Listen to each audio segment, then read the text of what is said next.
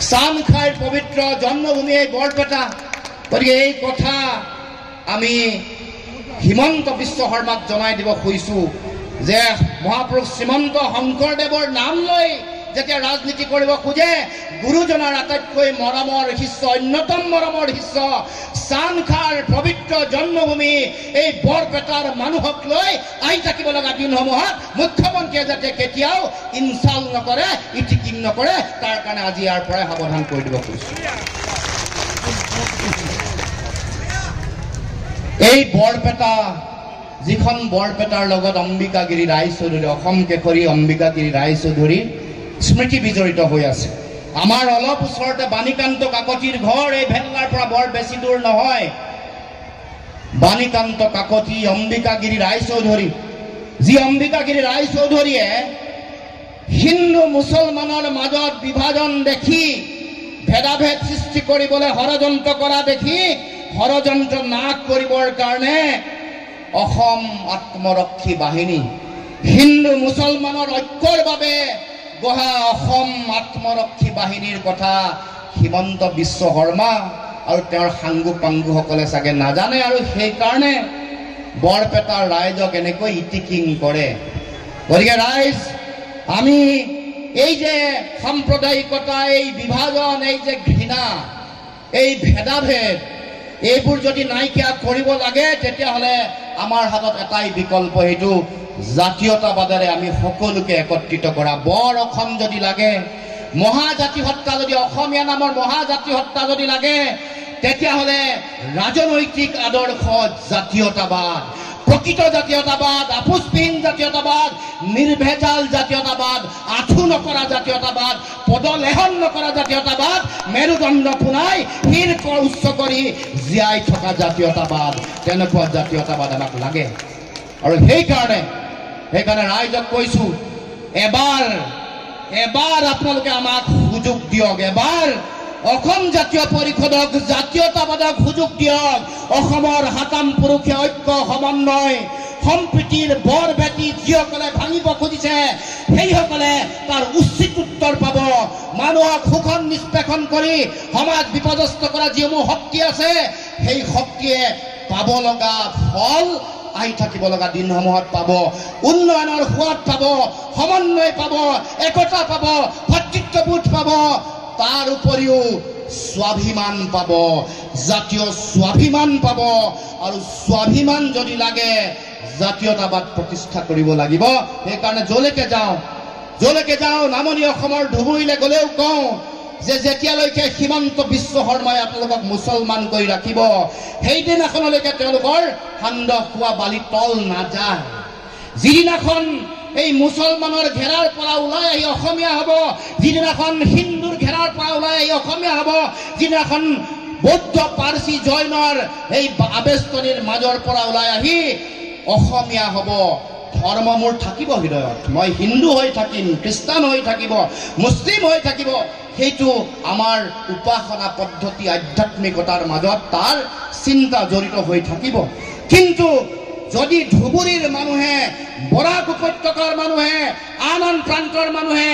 মুছলমান বুলি দিয়া অভিধা, যিটো জেৰিফা ৱাহিদে কৈছে, তাৰ পৰা পাৰ হৈ আহি যিদিনাখন অসমীয়া হ'ব, অসমত এই সাম্প্ৰদায়িকতা, হিন্দু মুছলমানৰ ৰাজনীতি কেতিয়াও নাথাকে, আৰু কোনেও কৰিবলৈ সুযোগ নাপায়। না হিমন্ত বিশ্ব শৰ্মাই কৰিবলৈ সুযোগ পাব, না RSS কৰিবলৈ সুযোগ পাব। ৰাইজ, সেইকাৰণে জাতীয়তাবাদ অতি মূল্যৱান। সেইকাৰণে অসম জাতীয় পৰিষদৰ মূল্য আছে আৰু গুৰুত্ব আছে। কোনোবাই নিজৰ কাৰণে, মন্ত্ৰিত্বৰ কাৰণে জাতীয়তাবাদী আদৰ্শ বন্ধকত ৰাখিছে, কোনোবাই ছদ্মবেশী জাতীয়তাবাদৰে মানুহক বিভ্ৰান্ত কৰিবলৈ উঠি পৰি লাগিছে। কিন্তু সঁচা জোনবেলি তৰাৰ দৰে এদিন নহয় এদিন সঁচা কথা ওলাই আহিব। আজি নহয় কাইলৈ নহয় পৰহিলে সঁচা প্ৰকৃত জাতীয়তাবাদৰ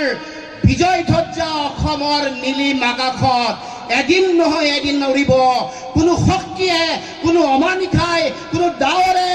কোনোৱে বাধা দি ৰাখিব নোৱাৰে অসমৰ মানুহৰ জাতীয় জীৱনৰ হৃদয়ত সোমাই থকা যিটো জাতীয় চেতনা আশাৰে বাট চাই থকা আশাৰ সূৰ্যক ডাৱৰে ঢকি ৰাখিব নোৱাৰে এই যে এতিয়া যিটো অমানিশা চলি আছে এই যিটো আন্ধাৰ চলি আছে নিশা যিমান নহওক লাগিলে নিশাৰ পিছত পুৱা আহিব পোহৰ আহিবই গতিকে মনত ৰাখিব আমি কেৱল মাত্ৰ ঐক্যবদ্ধ হৈ শত্ৰুক চিনি আমি কাম কৰিব লাগিব আমি যদি কাম কৰোঁ আমাৰ কাৰণে ভাল দিন নাহি আছে আমি যদি আমাৰ হাতত 15 মাহ সময় আছে আমি যদি যুঁজো 26টো আমাৰ হ'ব অসমীয়া মানুহৰ জাতীয়তাবাদৰ হ'ব আপোনাৰ মোৰ হ'ব একতাৰ হ'ব সমন্বয়ৰ হ'ব বহুতে ভাবে বহুতৰ মাজত চিন্তা আছে যে ইমান টকা পইচা থকা বিজেপিক হৰুৱাব পাৰিমনে আমি হৰুৱাবলৈ আমাৰ হাতত টকা নাই কিন্তু আমাৰ হাতত থকা মূল শক্তিটো হ'ল একতা আপোনালোকে অলপ দেখিছে যে ক'ৰবাত একতা ভাঙিছে কিবা এনেকুৱা ধৰণৰ কথা বতৰাবোৰ চলি আছে কিন্তু মই আপোনালোকক আশ্বাস দি থৈ কৈছোঁ মই ক'ব খুজিছোঁ যে বিজেপিক যদি হৰুৱাব লাগে আমি সন্মিলিতভাৱে একতাৰে যুঁজিহে আমি বিজেপিক মাটিৰ পৰা উৎখাত কৰিব পাৰিম সেইকাৰণে একতা আমাৰ প্ৰত্যেকৰে প্ৰথম চৰ্ত আৰু প্ৰথম ধৰ্ম হোৱা উচিত গতিকে মই ভাবোঁ যে আমি তেওঁলোকক হৰুৱাবৰ কাৰণে মূল শক্তি একতাৰে ঐক্যবদ্ধতাৰে আমি যুঁজি আমাৰ মাটিৰ পৰা উৎখাত কৰিবৰ কাৰণে সকলোৱে আমি চিন্তা চৰ্চা কৰিব লাগিব গতিকে ৰাইজ আপোনালোকেতো জানেই সকলোৱে যে যিবোৰ দিম বুলি কৈছিল নিদিলে যিমান প্ৰতিশ্ৰুতি আছিল মূল্য দাম কমিলে নেকি দাম কমিছে নেকি খোৱা বোৱা সামগ্ৰীৰ দাম কমিল নেকি কমা নাই বাঢ়িল ঘৰত আনন্দ আৰু সম্পৰ্কৰ